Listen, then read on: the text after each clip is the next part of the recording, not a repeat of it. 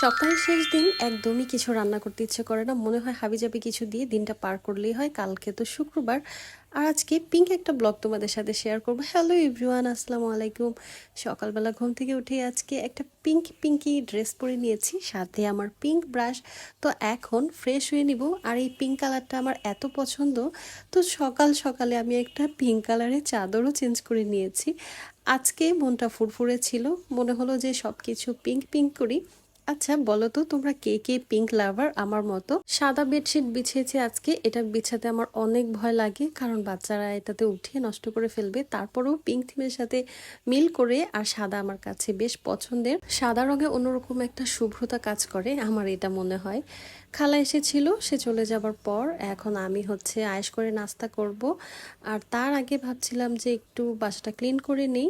তো ডাইনিং টেবিলের উপরে হাবিজাবি রয়েছিল, ওগুলোই আমি পরিষ্কার করে নিলাম, সব কিছু মুছে নিলাম। আর এই যে বার্থডে থিমটা, এটা এখনও সে আমাকে খুলতে দেয় না, মানে আমার বাবু বলে এ মাম্মি এভাবেই থাক, দেখতে ভালো লাগে। তো সেই জন্য আমিও আর খুলিনি। আজকে যেহেতু পিঙ্ক সব কিছু, তো পিঙ্ক কালারের একটা নাস্তা করব। তো ফ্রিজে খুঁজছিলাম কি আছে, আপেল ছিল, তো আমি আপেলটাই কেটে নিচ্ছি। সকালবেলা আমি তেমন কিছু খাই না, তো সবসময় চেষ্টা করি সকালে একটু কম কিছু খেতে বা হালকা কিছু খেতে, একটু ডায়েট ফলো করি। তবে আমার দ্বারা ডায়েট হয় না, আমি একদিন যদি ডায়েট ফলো করি পরের দিন আর ঠিক রাখতে পারি না। তারপরেও আমি চেষ্টা জারি রাখি, মানে চেষ্টা করি যে সকালবেলা একটু হালকা খাবার খেতে বা দুপুরে ভাতটা একটু কম খেতে। কিন্তু যখন আমার প্রিয় কিছু হয় তখন আমি আর লোভ সামলাতে পারি না, মানে ভাতের নেশাটাই কাটাতে পারছি না।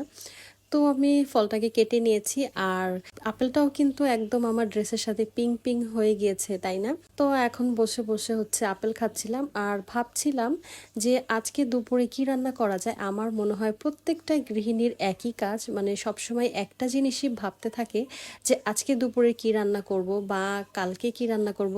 উইকেন্ডের লাস্ট দিন আমার একদমই কিছু ভারী কিছু রান্না করতে ইচ্ছে করে না, কারণ শুধু এটাই মাথায় ঘুরে যে কালকে তো ফ্রাইডে, কালকে তো এটা রান্না করব ওটা রান্না করব। তো আজকে কোনোভাবে হালকা পাতলা কিছু দিয়ে চালিয়ে নেওয়া যাক।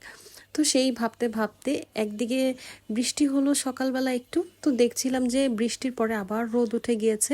তো বৃষ্টি দেখে ভেবেছিলাম যে আজকে একটু খিচুড়ি রান্না করব, কিন্তু যখন দেখলাম আবার বৃষ্টি চলে গিয়েছে, তো তখন ভাবলাম যে না, আজকে খিচুড়ি করা যাবে না, আজকে হালকা পাতলা অন্য কিছু করি।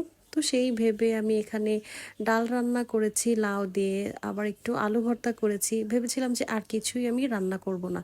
তবে আমার মনে আবার খুঁতখুঁতে ছিল যে ডাল আলু ভর্তা, আবার তো রাতে আমার কিছু না কিছু রান্না করতে হবেই। তারপর আবার আমি যে লাউটা দিয়ে ডাল রান্না করেছিলাম, তো তারই অর্ধেক লাউ ছিল, তো ওইটা দিয়ে মুরগির মাংস ছিল কিছু, তো সেই মুরগির মাংসটাই রান্না করেছি। আর এখানে ডালের ভিতরে ধনিয়া পাতা দিয়ে দিলাম, ধনিয়া পাতা না দিলে তো আমার মনে হয় ডালটা অসম্পূর্ণ রয়ে যায়। আচ্ছা বলো তো তোমরা কে কে ডাল দিয়ে লাউ রান্না করো বা খেতে পছন্দ করো?